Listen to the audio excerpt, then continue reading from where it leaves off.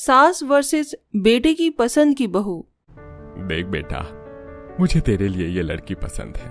मेरी दोस्त की बेटी है, काफी सुंदर, समझदार और संस्कारी है। अरे पिताजी, इन्हें मैं जानता हूँ। हम लास्ट टाइम जब गांव में शादी में गए थे तो वहां इनसे मुलाकात हुई थी। ये बहुत ही अच्छी हैं और आपकी पसंद है तो मुझे शादी से कोई एतराज नहीं है। भैया, आपका दिमाग खराब हो गया है क्या? इस गरीब गांव की लड़की को इस घर की बड़ी बहू बनाओगे? जरा शक्ल देखो इसकी, कहीं से भी मॉडर्न नहीं है और गांव में रहती है तो इतनी पढ़ाई भी नहीं की होगी, इसको इंग्लिश भी नहीं आती होगी। आपका और इसका कोई मेल ही नहीं है। इस घर में भाभी आएगी तो सिर्फ मॉडर्न भाभी आएगी। तेरा दिमाग खराब है क्या? पिताजी इसे अच्छे से जानते हैं, मुझे भी पता है ये कितनी अच्छी लड़की है। और इंग्लिश और मॉडर्न का मुझे क्या करना है? लड़की घर संभालने वाली होनी चाहिए।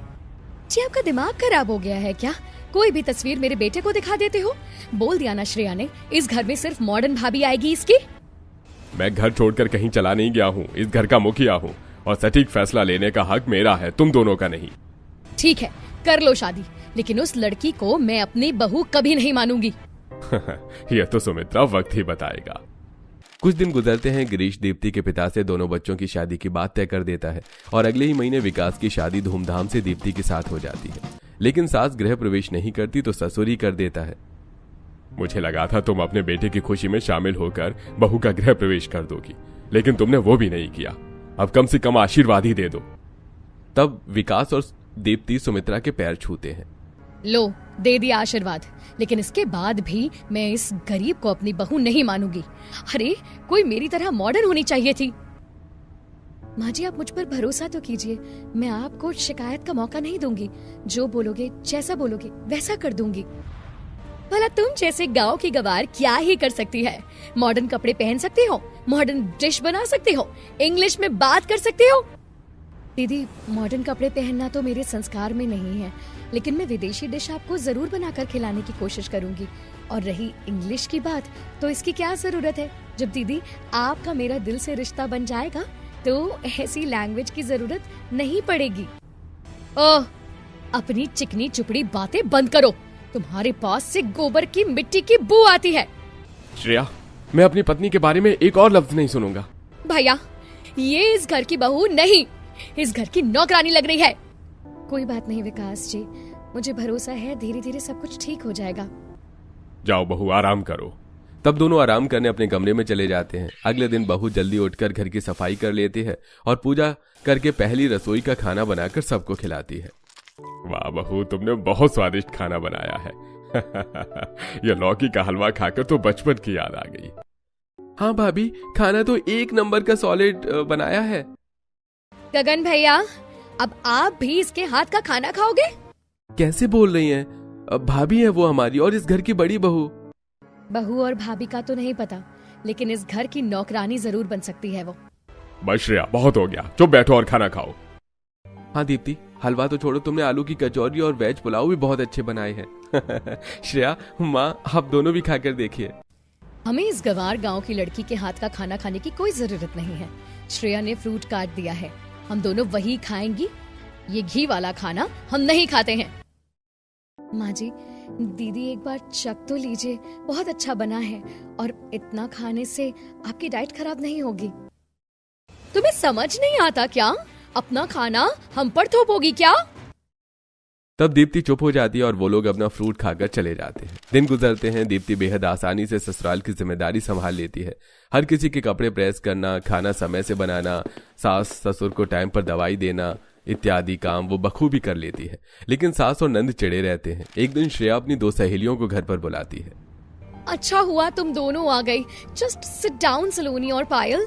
भाभी, ओ भाभी, मैंने आपको कहा था ना मेरी फ्रेंड्स के लिए कुछ बना लाओ, जरा लेकर आओ। जी लाई। ऐसा कहकर दीप्ति पहले नींबू पानी दे देती है और फिर पूरी कचौड़ी बनाकर ले आती है। ये देख दीप्ति गुस्सा हो जाती है। आपका दिमाग खराब है? मेरी फ्रेंड के लिए क्या लेकर आई हो? मेरे फ्रेंड्स पूरी कचौरी खाएंगे, दिमाग नाम की चीज नहीं है क्या? इसीलिए मैं बोल रही थी कि मुझे इस घर में मॉडर्न भाभी चाहिए। वो होती तो कम से कम स्नैक्स बर्गर बना देती या तो लेकर मंगवा देती। कोल्ड ड्रिंक की जगह नींबू पानी लाना जरूरी था। Cool down. देख, ये सब तो तुमको शादी करने के टाइम सोचना चाहिए था, ताकि घर में कौन सी भाभी आनी चाहिए। जरा देख तो, तेरी भाभी कम इस घर की नौकरानी ज्यादा लग रही है और वैसे ही काम भी कर रही है, वही खाना पीना लाई है। अरे आजकल के जमाने में ये कौन खाता है? और इनका ड्रेसिंग सेंस देख। चल यार, मूड स्पॉइल हो गया यहाँ पर। ये सब नहीं खाएंगे, बाहर चलते हैं, बर्गर किंग में जल्दी से तैयार हो जा। ऑलराइट, इतना मूड खराब हुआ है तो पार्टी करना भी तो जरूरी है। गवार भाभी, करवा दी ना मेरी फ्रेंड्स के सामने बेइज्जती। दोबारा से मेरे सामने मत आना अपनी ये देसी चीज लेकर।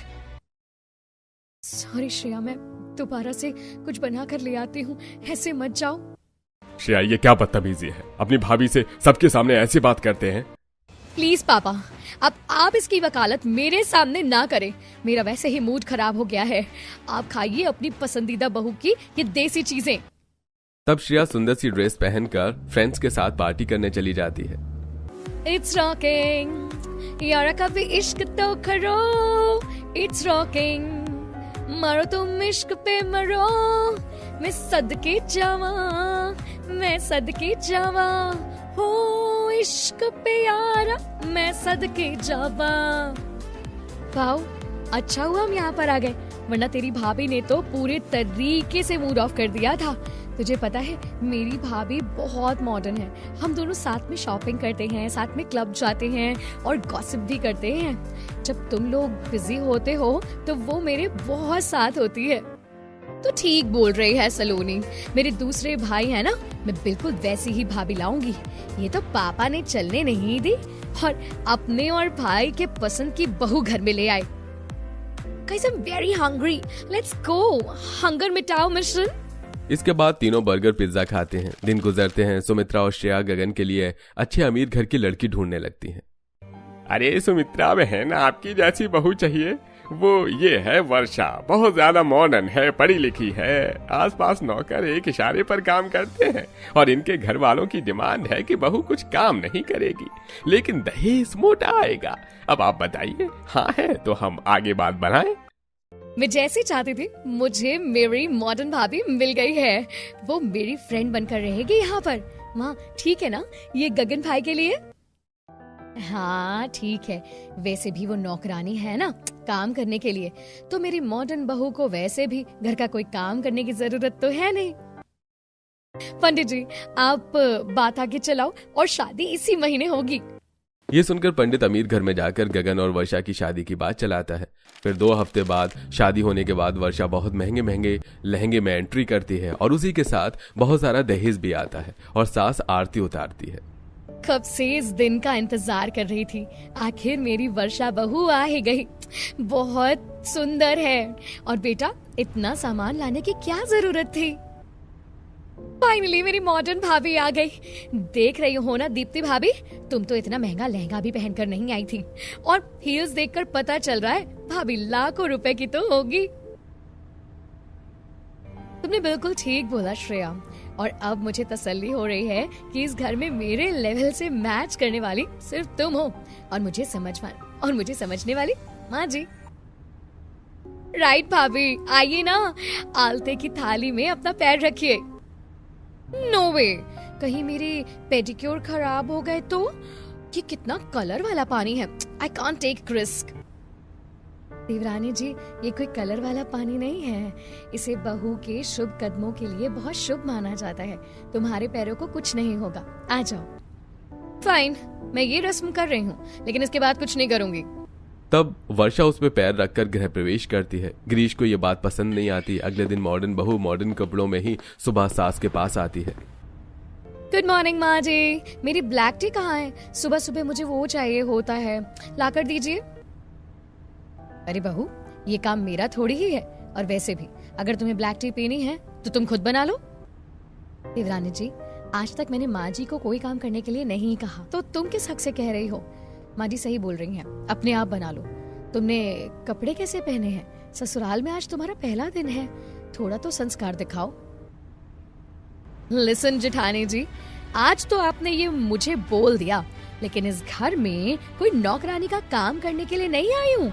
मुझे कुछ भी खाने पीने का चाहिए तो वो आप ला कर देंगी, या इस घर का नौकर, या कोई भी, but I am not doing this.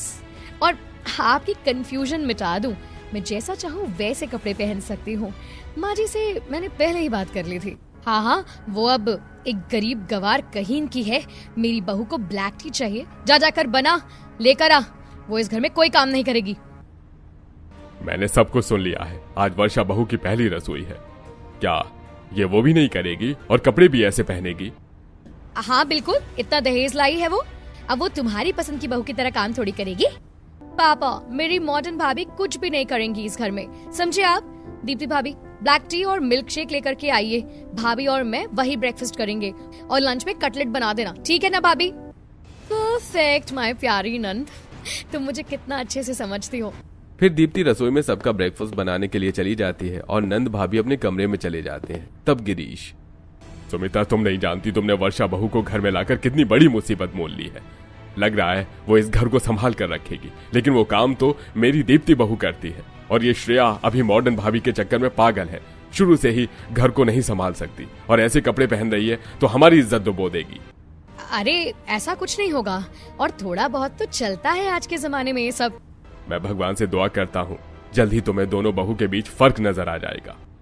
कुछ देर बाद सब नाश्ता कर लेते हैं। शाम को सबको पार्टी में जाना होता है। मॉडर्न बहू मॉडर्न कपड़े पहन कर आती है। तब नंद, वर्षा भाभी, आप तो बहुत सुंदर लग रहे हैं। ऐसी ड्रेस मेरे पास नहीं है, आप मुझे कुछ ऐसा दे दो ताकि पार्टी में मैं भी पहन कर चलूं। जरूर जरूर। ये मैं कहाँ फंस गई? ये नंद तो बहुत ज्यादा चिपकती है मेरे साथ। अब क्या मेरे महंगे कपड़े भी पहनेगी? क्या ऐसे धीरे धीरे ये मेरा बाकी सामान भी मांग सकते हैं? लेकिन मैं इसे खराब सामान ही दूंगी अब। कमरे में जाकर वर्षा उसे एक ड्रेस निकाल कर दे देती है। ड्रेस पहनने के बाद वो भाभी का मेकअप भी लगा लेती है, जिस बात पर वर्षा को गुस्सा आता है। वहीं दूसरी तरफ घर के बाकी लोग आ जाते हैं और दीप्ति साड़ी पहनकर गजरा लगाकर पल्ला करती है। क्या हम सब पार्टी में जा रहे हैं? और जेठानी जी, ये आपने क्या पहना है? सब लोग आपको कार्टून बोलेंगे। अरे ओ भाभी, ये झोला और बालों में फूल पत्ते लगाना जरूरी था क्या? अच्छे कपड़े पहन लो, देखो मेरी मॉडर्न भाभी कितनी अच्छी लग रही हैं। श्रेया, मैं तो ठीक भी लग रही हूँ। पार्टी में माँ जी पापा जी के बहुत सारे रिश्तेदार होंगे। अगर उन्होंने तुम दोनों को ऐसे कपड़ों में देख लिया तो उनकी बेइज्जती हो जाएगी। कपड़े बदलने की जरूरत तुम्हें है। वर्षा बहू, जाओ कपड़े बदल लो, तुम भी संस्कारी साड़ी पहन लो। आपने सोचा भी कैसे कि मैं आप लोगों की ऐसी बातें मानूंगी? अपनी पर्सनालिटी किसी और के लिए चेंज नहीं कर सकती, और आजकल के जमाने में आप इतनी संस्कारी वाली बातें क्यों कर रहे हैं? जमाना मॉडर्न है तो थोड़ा मॉडर्न बनिए। पुराने लोग इतनी जल्दी मॉडर्न नहीं हो सकते, और इस बात पर तो बिल्कुल नहीं कि संस्कृति परंपरा इज्जत पर आ जाए। सुमित्रा, तुम चली जाओ, मैं पार्टी में नहीं जा रहा। तब सुमित्रा खुश होकर अपने पति को घर पर छोड़ देती है और पार्टी में चली जाती है, जहां पार्टी में देवरानी नंद जेठानी के पहनावे का खूब मजाक उड़ाते हैं। लेकिन असल में रिश्तेदार दीप्ति के कपड़ों को, उसके संस्कारों की तारीफ करते हैं। दिन बीतते हैं और दीप्ति घर में सबको मां बनने की खुशखबरी देती है। अरे सुमित्रा, तुम्हारी बहू माँ बनने वाली है और हम दादा दादी। चलो उसकी नजर उतार दो। मैं क्यों करूँ ये सब? तुम्हारे और विकास की पसंद की बहू है। जब मेरी वर्षा बहू मुझे खुशखबरी देगी तो ये सब मैं उसके लिए करूंगी। इस गरीब गवार के लिए क्यों करूं? दीप्ति की आंखों में आंसू आ जाते हैं और वो अपने कमरे में चली जाती है। तब विकास, बस करो माँ, इस हालत में तो मेरी पत्नी के साथ ये सब हरकतें मत करो। अपने आने वाले पोता पोती से भी प्यार नहीं है क्या आपको? ये सब मैं नहीं जानती, मैं बस ये जानती हूँ कि तू मेरे खिलाफ गया। समझ गया माँ। तब विकास अपनी पत्नी को सहानुभूति देता है और उसके खाने पीने के लिए घर में अच्छी अच्छी चीज लाता है। ऐसे ही 4 महीने गुजर जाते हैं। इस बीच वो घर का काम करना नहीं भूलते। घर में सबके लिए रोटी बना रही होती है। तब ससुर, भगवान, मैं तुझे कब से ढूंढ रहा हूँ, जानता था तू रसोई में ही मिलेगी। मना किया है ना तुझे काम करने से, तू बैठ जा, मैं खाना बना रहा हूँ। अरे पापा जी, मेरे होते आप खाना क्यों बनाएंगे? और वैसे भी थोड़ा बहुत गर्भवती महिलाएं काम कर सकती हैं। देखा तेरी सास को तो तेरी पड़ी नहीं है, लेकिन मैं उसकी तरफ से अपना कर्तव्य निभाऊंगा, पिता बनकर भी और माँ बनकर भी। तू जा, बैठ जा। वैसे भी मैंने अपनी माँ के साथ खाना बनाना सीखा है। चल बता, तेरा क्या खाने का मन है? पापा जी, आप रहने दीजिए। अरे तू बता बहू। पापा जी, मुझे बहुत दिन से रबड़ी जलेबी खाने का दिल कर रहा है। अच्छा, अब तू देख, तेरे पापा जी कितनी अच्छी रबड़ी जलेबी बनाते हैं। मैंने विकास के होने पर भी यही बनाया था। तब ससुर सब्जी बनाने के बाद बहू के लिए एक गैस पर जलेबी बनाता है तो दूसरी तरफ रबड़ी तैयार करता है, जिसे खाकर बहू बहुत खुश होती है। और ये सब माँ, बेटी और वर्षा देखते हैं। आहा, वाह पापा जी, आपने तो बिल्कुल देसी स्टाइल रेस्टोरेंट जैसा बनाया है। मुझे और खाना है। अरे बेटा, जी भर के खा, बहुत सारा बनाया है तेरे लिए। छी, कोई कैसे दो दो मीठी चीज एक साथ खा सकता है? देख कर ही वॉमिट हो रही है। माँ जी, आपकी बड़ी बहू में पापा जी को कब्जे में कर लिया है। देखिए तो कैसे काम करवा रही है उनसे। हाँ बहू, लेकिन मैं कुछ नहीं कर सकती। कुछ बोलूंगी तो यही बोल पड़ेंगे। इस गवार ने पापा को कितना बदल दिया है। हम तो उन्हें जैसे कि अच्छे ही नहीं लगते, उन्हें मॉडर्न चीज पसंद ही नहीं है। लेकिन भाभी, जब आपका बेबी होगा ना, तो हम बेबी शावर करेंगे, अच्छी अच्छी पार्टी करेंगे।